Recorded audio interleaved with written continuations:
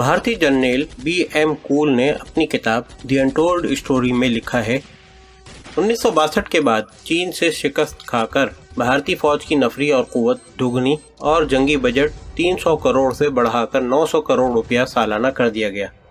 مقصد صرف یہ تھا کہ ایک ہی حملے سے پاکستان فتح کر لیا جائے۔ بھارت کے ایک انگریزی ہفت روزہ جریدے اکنامکس نے جنگ ستمبر 1965 کے چند روز بعد اپنے جنگ پسند حکمرانوں اور شکست خوردہ جرنیلوں کے کھسیانے سے بیانات پر لکھا تھا، ہمارے لیے اب اپنے سیاسی اور فوجی لیڈروں کی یہ رٹ ناقابل فہم ہے کہ وہ لاہور اور سیالکوٹ پر قبضہ نہیں کرنا چاہتے تھے۔ اس صدی کے شیوا مرہٹا جنرل چودھری نے حملے کی ناکامی کا یہ جواز بھی پیش کیا ہے کہ اس کی فوجوں کے راستے میں BRB نہر آ گئی تھی۔ جنرل چودھری کو اس کے اپنے ہی ملک کا ایک ممتاز وقائع نگار اور جنگی مبصر نراج چودھری کلکتہ کے انگریزی جریدے ناؤ میں ان الفاظ میں جواب دیتا ہے۔ جنرل چودھری کا یہ عذر کہ اس کے حملے کو BRB نے ناکام کیا ناقابل قبول ہے۔ جنگوں کی تاریخ میں یہ پہلا موقع نہیں کہ حملہ آوروں کے راستے میں قدرتی رکاوٹیں آئی ہوں۔ جنرل چودھری کو صحیح جواب امریکہ کے بین الاقوامی شہرت یافتہ ہفت روزہ جریدے ٹائم کا وقائع نگار لوئس کرار 22 ستمبر سن 1965 کی اشاعت میں دے چکا ہے۔ چونڈا کے آخری مارکے کا آنکھوں دیکھا حال لکھتے ہوئے لوئس کرار نے لکھا تھا، اس قوم کو کون شکست دے سکتا ہے جو موت کے ساتھ آنکھ مچولی کھیلنا جانتی ہو۔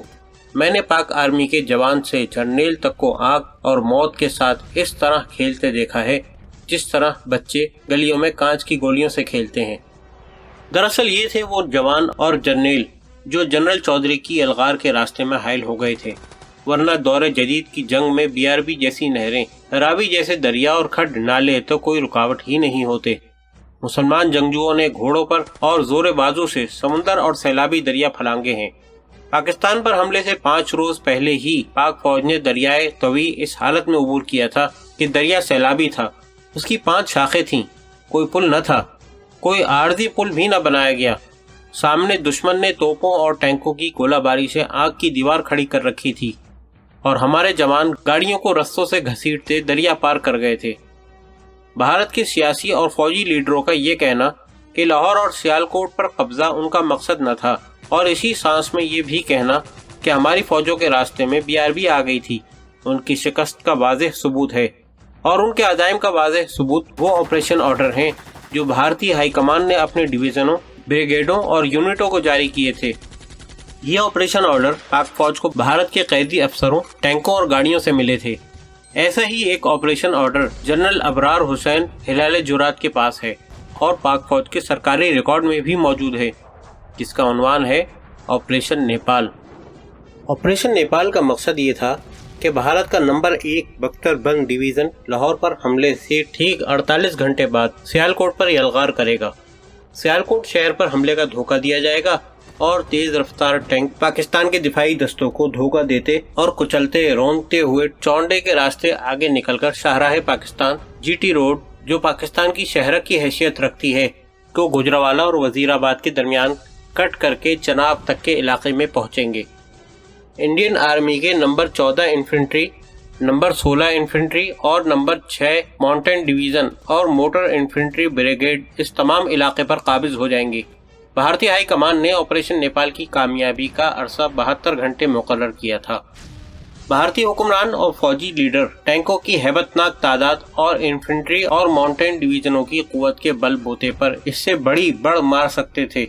انہیں بجا طور پر توقع تھی کہ پہلے 48 گھنٹوں کے اندر وہ لاہور کے دفاع کو کچل چکے ہوں گے اور ان کے حملہ آور division number 7، number 15، number 23، mountain number 1 armoured division کو گجرانوالہ اور وزیر آباد کے درمیان جا ملیں گے، اور اگر کسی وجہ سے لاہور کا دفاع کچلا نہ جا سکا تو لاہور کے راستے چناب تک کے علاقے پر قابض ہونے والے بھارتی ڈویژن وقوف سے لاہور کے دفاعی دستوں کو دبوچ لیں گے۔ اس طرح پاکستان 2 حصوں میں کٹ جائے گا اور ہندو کا وہ خواب پورا ہو جائے گا جو اس نے 18 سال پہلے دیکھا تھا، یعنی پاکستان بھارت میں مدغم ہو جائے گا۔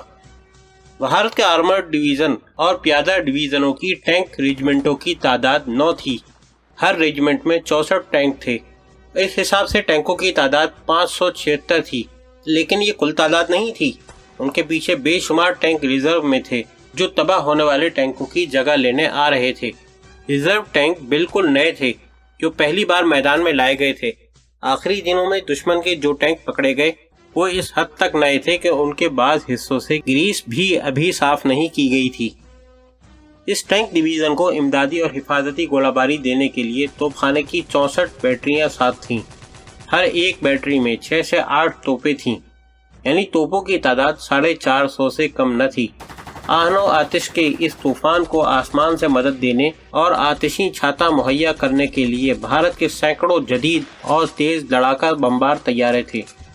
اس بھیانک بختر بند قوت کو جنرل اختر حسین ملک مرحوم کے بھائی بریگیڈیئر عبدالعلی ملک نے اصحاب فیل کا نام دیا تھا، کیونکہ جنرل چودھری نے اپنے اس بختر بند ڈویژن کو سرکاری طور پر سیاہ ہاتھی کا خطاب عطا کر رکھا تھا۔ 600 سے زیادہ ٹینکوں کا پہلا استقبال جنرل عبدالعلی ملک کے پیادہ بریگیڈ نے کیا تھا، جس کے ساتھ چند ایک ٹینک تھے۔ فائر بندی کے فوراً بعد جنرل علی سے میری پہلی ملاقات میدان جنگ میں ہوئی تھی۔ ان کا ہیڈ کوارٹر سارنگ پور کے قریب منڈی بھاگوں کے باغیچے میں تھا۔ میں نے ان سے پوچھا کہ انہوں نے پیادہ بریگیڈ کے ٹینک ڈویژن کا سامنا کس طرح کیا تھا۔ جنرل صاحب کے جھلسے ہوئے چہرے پر رونق اور گرد و غبار، بارود اور شب بیداری سے لال سرخ آنکھوں میں فاتحانہ چمک پیدا ہوئی۔ انہوں نے مسکرا کر کہا، پہلے روز تو ہماری ذہنی کیفیت مرزا غالب والی تھی۔ وہ آئے گھر میں ہمارے خدا کی قدرت ہے، کبھی ہم ان کو کبھی اپنے گھر کو دیکھتے ہیں۔ ذرا تصور فرمائیے کہ 600 ٹینکوں کو روکنے کے لیے جنہیں 450 توپوں، پیادہ اور پہاڑی ڈویژنوں کی 50,000 نفری کی مدد حاصل تھی، بمشکل 150 ٹینک اور 9,000 کے قریب نفری تھی۔ توپوں کی تعداد 4 گنا کم تھی۔ اپنے ٹینکوں میں کئی ایک پرانی قسم کے شرمن ٹینک تھے جو ٹریننگ کے لیے تو استعمال ہو سکتے تھے، میدان جنگ کے قابل نہیں تھے۔ بختر بند ڈویژن کا مقابلہ کرنے کے لیے اپنا بختر بند ڈویژن پورا نہیں تھا، بلکہ یہ ایک بریگیڈ گروپ تھا۔ میدان جنگ کی دشواریاں یہ تھیں کہ اس سال ساون میں بارشیں کم ہونے کی وجہ سے میدان میں کہیں بھی پانی اور دلدل نہیں تھی، جس سے یہ میلوں وسیع میدان ٹینکوں کی آزادانہ حرکت کے لیے نہایت موزوں تھا۔ اس کا فائدہ دشمن کو حاصل تھا کیونکہ اس کے ٹینکوں کی تعداد بہت زیادہ تھی، جس سے اس نے محاذ کو اتنا زیادہ پھیلا دیا تھا جسے سنبھالنے کے لیے ہمارے ٹینکوں کی تعداد ناکافی تھی۔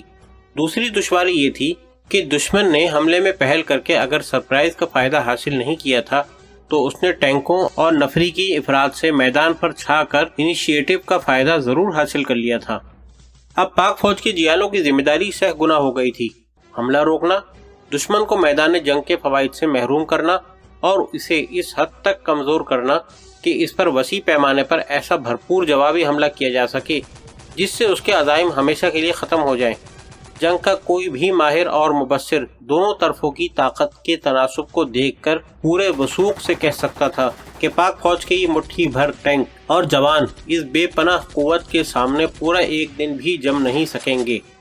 بھارتی ہائی کمان نے آپریشن نیپال کی کامیابی کا 72 گھنٹے کا جو وقت مقرر کیا تھا وہ مجذوب کی بڑھ نہیں تھی۔ حملے سے لے کر فائر بندی تک چونڈا کے میدان میں جو کچھ ہوا وہ پاک فوج کے جاں بازوں کی شجاعت، حب الوطنی، بے خوفی اور فن حرب و ضرب کے کمال کی ایسی داستان ہے جس کی مثال اقوام عالم کے جنگی مبصروں کی نگاہ میں جنگوں کی تاریخ میں کم ہی ملتی ہے۔ ایسی مثال جنگ قادسیہ میں مسلمانوں نے پیش کی تھی اور اس مثال کو مسلمانوں نے ہی چونڈا میں دہرایا۔ اس بے مثال داستان کو ایک مضمون میں سمیٹنا ممکن نہیں، اس کے لیے کتابوں کی ضخامت چاہیے۔ جب تک اس ایک ایک سرفروش کا ذکر نہ کیا جائے جن کی لاشیں ٹینکوں تلے کچل گئیں اور ان کا خون اور ان کی ہڈیاں وطن کی مٹی میں مل گئیں، یہ داستان مکمل نہیں ہوتی۔ یہ داستان اس وقت تک نامکمل رہتی ہے جب تک کہ ان جانبازوں کا ذکر نہ کیا جائے جو اپنی ٹانگیں، بازو اور آنکھیں چونڈا کے میدان کربلا میں قربان کر کے آج سیالکوٹ سے دور، بہت دور گمنام دیہات میں معذور زندگی بسر کر رہے ہیں۔ یہ وہ انسان ہیں جنہیں مردان آہن یا فولادی انسان کا خطاب دیا گیا تھا۔